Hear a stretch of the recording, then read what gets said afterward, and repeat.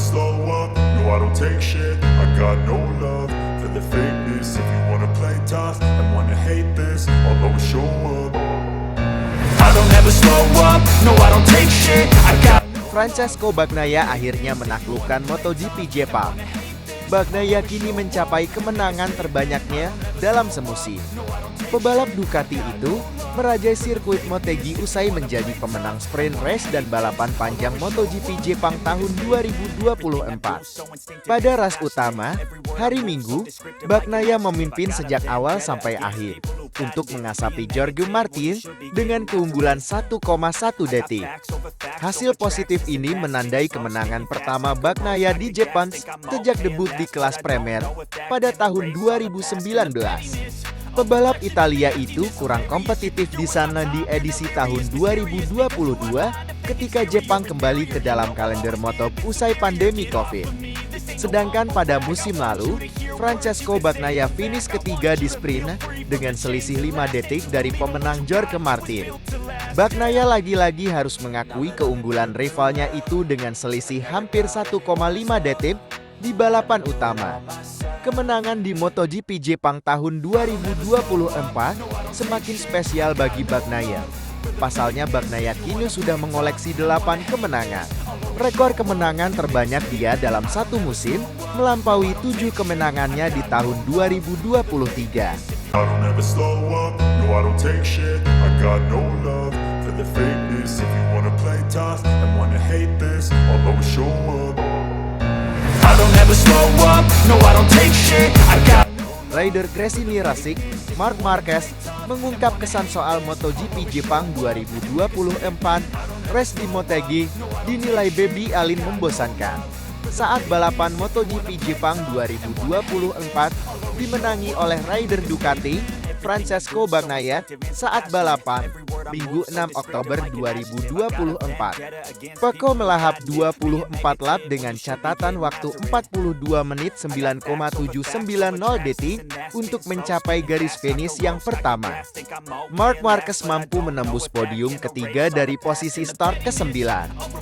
Dia sedikit dibantu dengan crash yang dialami oleh rider gas-gas KTM, Pedro Acosta, pada lap-lap awal. Saat itu, Acosta ada di posisi kedua. Balapan yang super membosankan. Tak ada overtaking, hanya bertahan di sana, kata Marc Marquez seperti dikabarkan oleh Marc. Tapi, bagaimanapun juga saya sangat senang.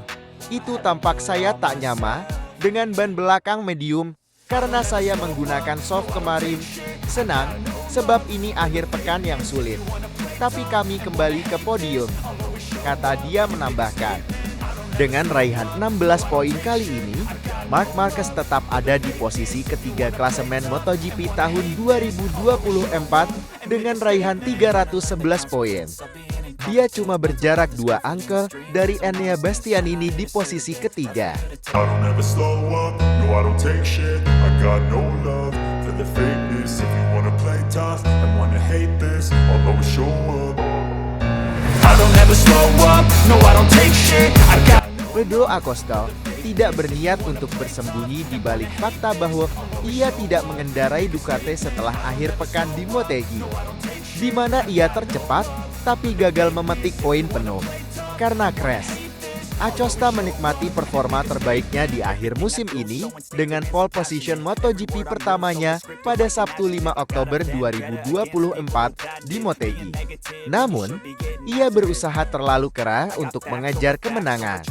Namun ia terjatuh dari posisi terdepan dalam sprint race dan kemudian crash lagi saat berada di urutan kedua di belakang Francesco Bagnaia.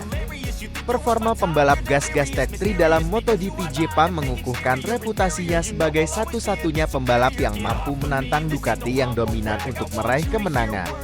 Ia bertekad untuk mempertahankan hal tersebut meski mengalami 2 kemunduran di akhir pekan. Saya tidak akan menerima bahwa Ducati lebih baik dari KTM, bahkan jika itu membuat saya terjatuh lagi, katanya. Kami tahu bahwa kami tidak berada di level Ducati saat ini. Tapi, kami melihat bahwa bukan tidak mungkin untuk sampai ke sana dan mereka bukannya tak tersentuh. Kami telah melihat bahwa kami bisa bertarung dengan mereka.